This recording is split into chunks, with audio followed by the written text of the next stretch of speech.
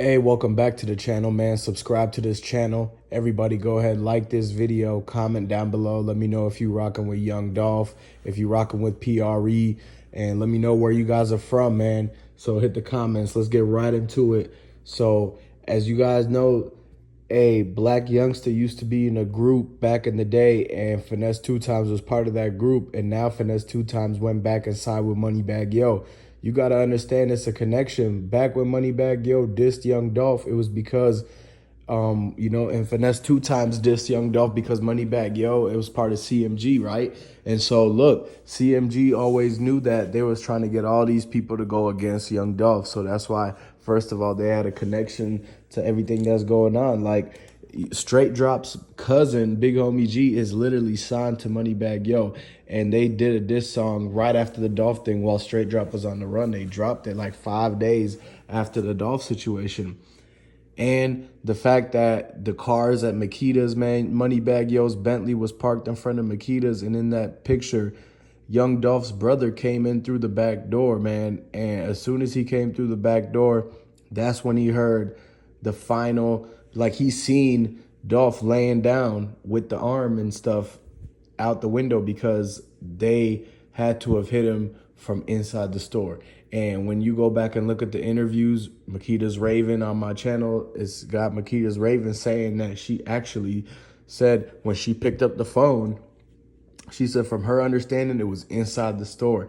And the fact that when she called her dad, Maurice, the owner, he was inside the store too. But they try to change up the story and say that he was just pulling up, when in fact, 3 different witnesses from different angles seen him already inside the store when he pulled up in a Lincoln already an hour before the whole thing. So he was in there the whole entire time.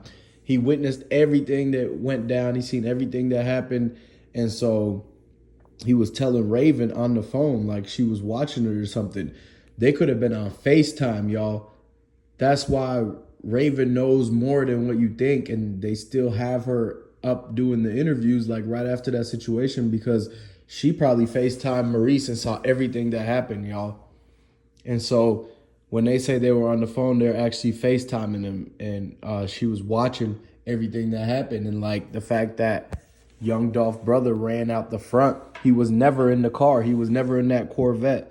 That Corvette got there from somebody else who probably like hopped out of it wearing a hoodie with the mask and then went into Makita's trying to make it seem like it was Dolph coming in. No, that never happened. And that main reason it never happened is because they're not showing you the footage of him pulling up and actually parking the car at the store. So one thing y'all got to understand is that there's a lot of stuff that they were hiding from us. All the stuff that they're hiding from us is the stuff that they don't want to show on the footage, him walking in and all that stuff. And just to let you know, that Bentley being there just alone means that they was watching this go down, which means they didn't just stumble across that area for no reason.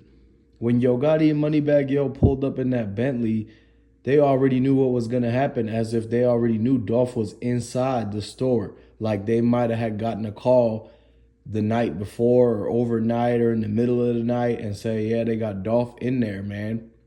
And so allegedly, like he could have been in there longer, overnight, because technically all of these people had to have known when to show up. When you look at how they had the people show up, like that had the filming it and trying to confirm it was Dolph, and like putting out the twist in the story saying it was a Mustang instead of a white Benz that pulled up, and all these crazy things, right?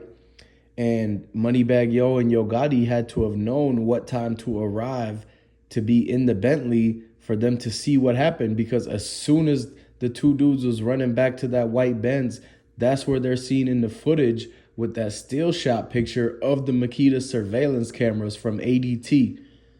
And I don't know how they was able to show that picture at first, and then weeks later, a month or 2 later, they pop out with that picture with the Bentley in it driving on the street as soon as the guys are running back to the Benz after it looks like they did the hit.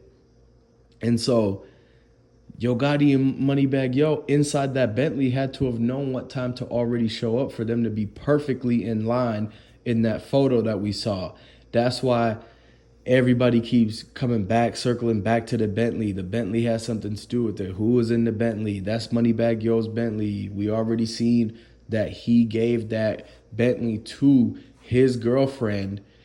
And the fact that we got sources that literally see that Bentley like right there. They park it in the driveway. And so as soon as the word came out and that picture came out with that Bentley, they shipped it to Atlanta, and Moneybagg Yo moved everything to the warehouse in Atlanta.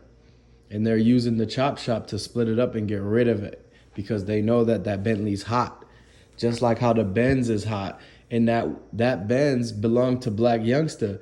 Y'all got to understand that when they did everything they did and try to figure out if it was related to the Covington Benz and the car being the same thing, no. They came to the conclusion and solved the case that that Covington Benz is different than the one used in the Makita situation, because the one used in the Makita situation belongs to Black Youngster, and the one that was missing from the gas station and all that story is now nowhere to be found. Like, it's almost like they just kind of came up with something to try to, because that's the thing that's going to connect the dots if they know who's the owner of the cars that came out and was on the scene at Makita's, right? And if they figured out that that's Black Youngster's car and the word got out there, then it's gonna be obvious that this whole thing was a setup and that it's gonna be a big RICO basically on CMG. And the fact that Makita's and them, they said they didn't know who it was that pulled up in that car, but they know Black Youngster's car from him doing business with them in the past. Like, they straight up tried to get promotion through CMG. Remember, Makita's Raven said that she would want to manage CMG. If anything, that's her dream job. And so what do you think that comes with? She's going to have to have made some type of deal with them, signed something with them saying that she was going to help out and promote them, or they get promoted, and that they just have to fall in line with this whole script of the plan of what's going to happen with that whole setup. Because Yo Gotti and Dolph been beefing for a long time, and he was mad from the situation of Dolph smashing his baby mama. And basically it wasn't Dolph's fault because the baby mama was Yo Gotti's. They weren't even together at the time. I think she said she left him at the time and was basically just out there just living her best life, and happened to stumble into Dolph. And after, they had their night at the Ritz-Carlton and everything in Miami, then once Yo Gotti found out, because Dolph said it in the song after Yo Gotti tried to sabotage Dolph's career when Dolph didn't want to sign with Yo Gotti. And so everything stemmed from that. And then eventually Yo Gotti hired Black Youngster for $800,000 to go do that hit on Dolph.